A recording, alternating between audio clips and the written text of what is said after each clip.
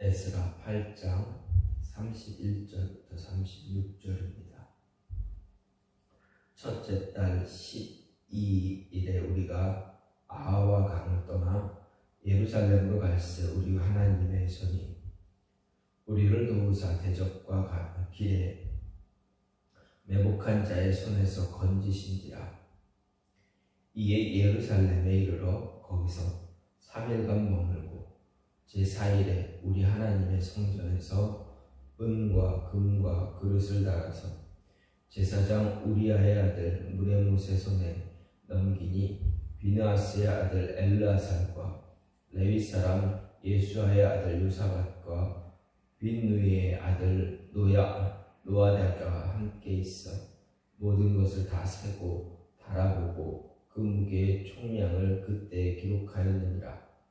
사로잡혔던 자의 자손 곧 이방에서 돌아온 자들이 이스라엘의 하나님께 번제를 드렸는데 이스라엘 전체를 위한 수송아지가 12마리요 또 순양이 96마리요 어린 양이 77마리요 또 속죄제의 숫염소가 12마리니 모두 여호와께 드린 번제물이라. 무리가 또 왕의 조서를 왕의 총독들과 유브라데 강 건너편 총독들에게 넘겨주매 그들이 백성과 하나님의 성전을 도왔느니라. 아멘. 오늘 말씀 에스라 8장 31절에서 36절 말씀입니다. 오늘 말씀은 에스라의 인도 아래에서 이제 이루어진 2차 포로귀환 준비 이후에 포로귀환 자들이 예루살렘 도착과 예물, 기명, 인계 그리고 온 이스라엘을 위한 제사에 대해서 이야기하고 있습니다. 먼저 31절, 32절 말씀은 2차 포로귀환 자들의 예루살렘 도착에 대해 기록하고 있습니다. 말씀을 보게 되면 2차 귀환자들은 귀환 도중에 대적과 매복한 자들의 공격을 받기도 했지만 하나님의 도우심으로 인해 무사히 예루살렘에 도착했다라고 하고 있습니다.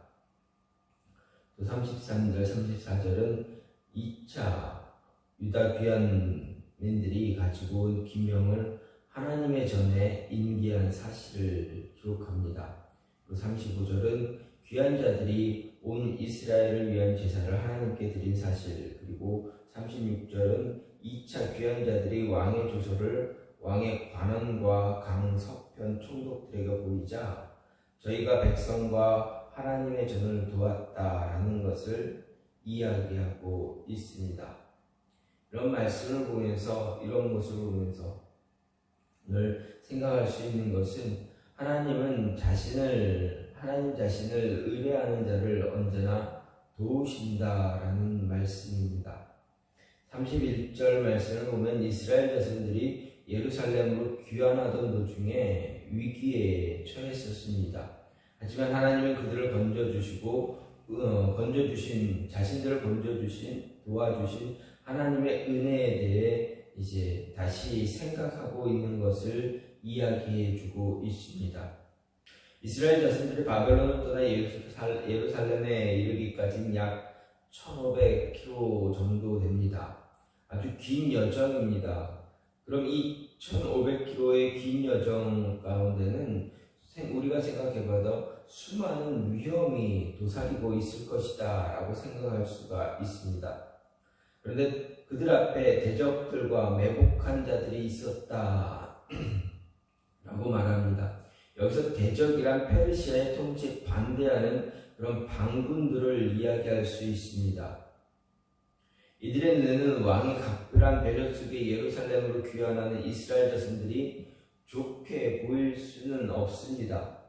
또 매복한 자들, 이들은 어떻습니까? 이스라엘 자손들이 값비싼 보물을 가지고 호위병력 없이 유다 땅으로 향하고 있다라는 소문을 들은 수많은 도적대들을 가리킵니다. 이들은 귀환자들이 지나갈 만한 길목에 숨어서 귀환자들을 기다렸다가 매복자들로 기다렸기 때문에 매복자들로 불렸다라는 것입니다. 그런데 이스라엘 백성들은 이런 대적과 매복자들이 그들을 노렸음에도 불구하고 어떻게 됩니까? 누구 하나 상하지 않고 물품 하나 빼앗기지 않은 채 예루살렘에 무사히 귀환할 수 있었다라고 성경은 이야기합니다. 에스라는 이것을 하나님의 손이 그들을 돕고 도워서 대적과 매복자들을 그들의 손에서 건졌다라고 분명하게 고백을 하고 있습니다. 우리는 하나님께서 어떤 구체적인 방법으로 이 모든 대적자들과 매복자들로부터 이 귀환하는 이스라엘 백성들의 일행을 도우셨는지는 알 수가 없습니다. 천군천사를 동원하셨을 수도 있고 자연적인 방법을 동원하셨을 수도 있습니다. 어쨌든 중요한 것은 하나님께서 귀한 자들을 위기에서 건져주셨다라는 이야기입니다. 그리고 이는 귀한 자들이 하나님을 철저하게 의지한 결과다라는 것을 보여줍니다. 앞에서 본 것처럼 귀한 자들은 귀한 길에 오르기에 앞서 분명 아하 강가에 모여서 금식하며 하나님의 도우심을 구하는 기도를 드렸습니다. 이렇게 하나님을 의뢰하고 기도하는 결과 하나님께서 그들을 위기에서 건져주셨다라는 것입니다. 그렇습니다. 하나님은 자신을 의뢰하는 자의 구원자이시다라는 것을 보여주셨습니다.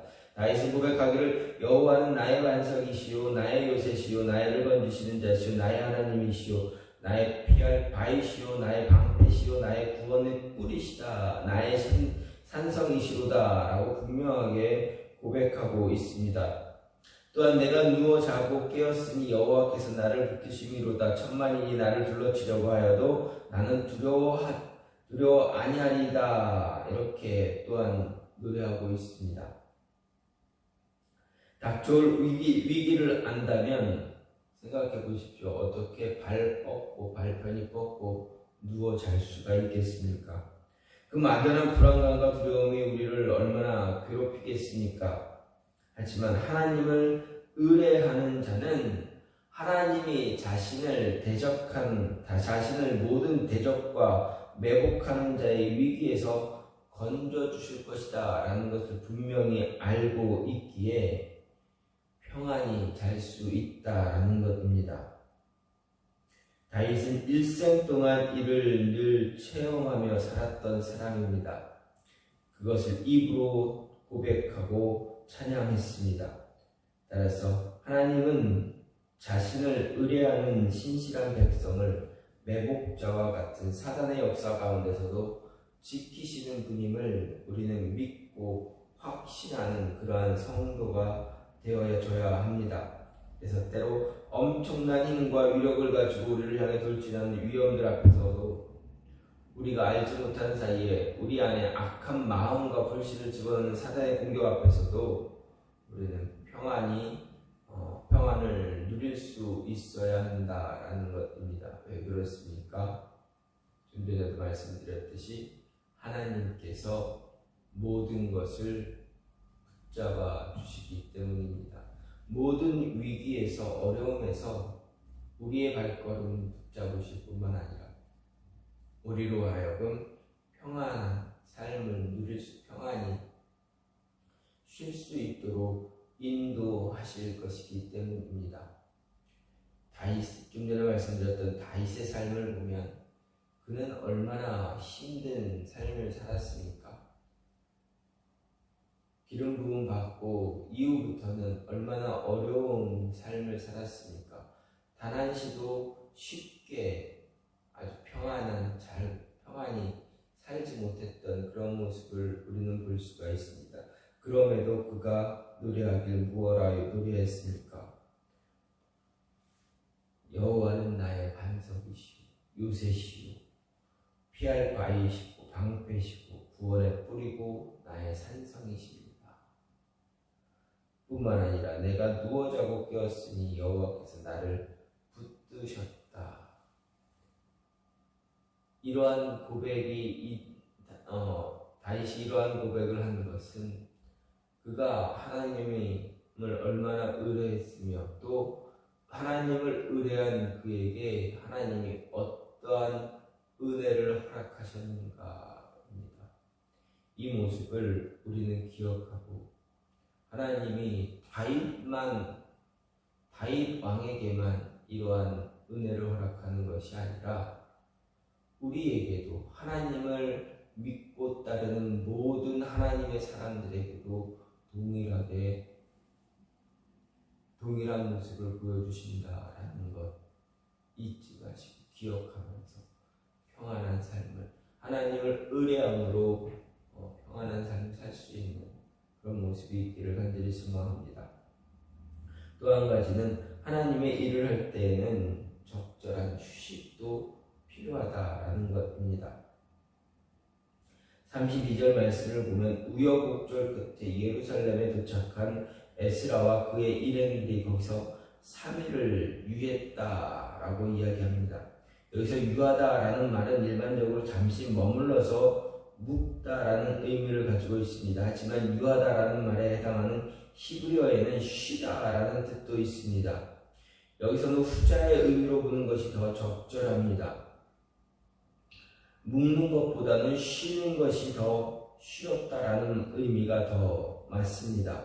즉 정월 초하루에 아하 강가를 출발해서 만 4개월 만인 5월 초하루에 예루살렘에 도착하고 고단한 여정을 끝낸 귀한 자들에게 에스라는 3일간의 휴식을 갖게 했다라는 것입니다.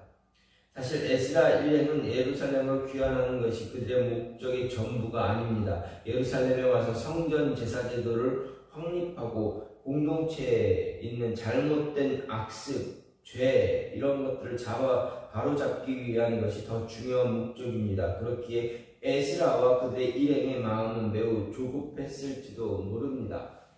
특히 고국의 실망스러운 상황을 보면서 한시도 지체할 수 없다라는 것을 분명히 느꼈을 것입니다. 하지만 아무리 그들의 사태의 심각성을 깨닫고 그것을 바로잡을 중요한 임무를 가지고 있다 할지라도 그들에게 더 우선시 되어지는 것은 긴 여정 동안 쌓인 피로를 푸는 것입니다. 지친 육신을 회복해야 하는 것입니다. 이러한 사실은 오늘 우리에게 하나님의 일을 할 때 적절한 휴식이 필요하다라는 것을 분명하게 이야기해 줍니다. 우리가 하나님의 일을 함에 있어서 반드시 기억할 것은 아무리 중요한 사명을 감당할지라도 영육이 피곤에 쪄들어 있다면 그것은 분명 좋은 모습이 아니다라는 것입니다. 영육이 피곤하지 아니하도록 적절한 휴식과 재충전의 시간이 분명히 필요하다라는 것입니다. 우리의 모습은, 우리의 육신은 쉼이 없으면 일을 계속할 수가 없습니다. 번아웃 되는 이유가 무엇입니까?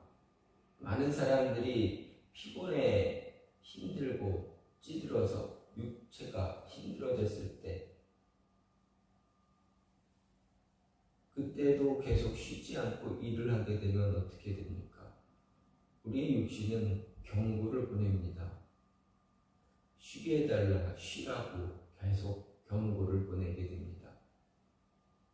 그때 쉬지 않고 끝까지 계속 지속적으로 일을 하다 보면 어디 한 군데가 망가져서 일을 하지 못하도록 만듭니다. 그때 가서 후회해봐야 아무 소용이 없게 됩니다. 우리는 전능한 존재가 아닙니다. 적당한 영양분과 휴식이 분명히 주어져야 합니다. 그래야 건강한 삶을 살 수가 있습니다. 그런데 하나님의 일을 하느라 하나님의 일을 하는 사람들 가운데서도 일에 얽매이기만 하면 잠시의 여유도 휴식도 갖지 못하고 살아간다면 분명 문제가 일어날 수가 있습니다. 마치 단거리 경주를 하는 사람들처럼 오직 목표만 바라보고 120%의 힘을 쏟아 달려가다 보면 얼마 지나지 않아 한계에 부딪히고 만다라는 것입니다. 탈진하고 넘어져 버립니다.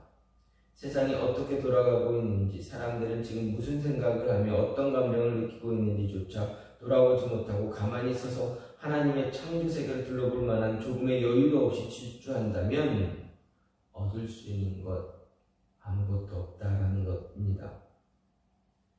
그러한 사람이 누구에게 도전을 주고 참된 위로와 평안을 줄 수 있습니까? 따라서 하나님은 우리로 하여금 안식하도록 제도로 만드셨다라는 것입니다.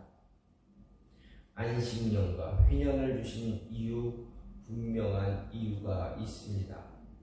엘리야를 보면 아합 당시 북이스라엘 그 패역함을 경고하고자 동분서주하던 하나님의 선지자였습니다.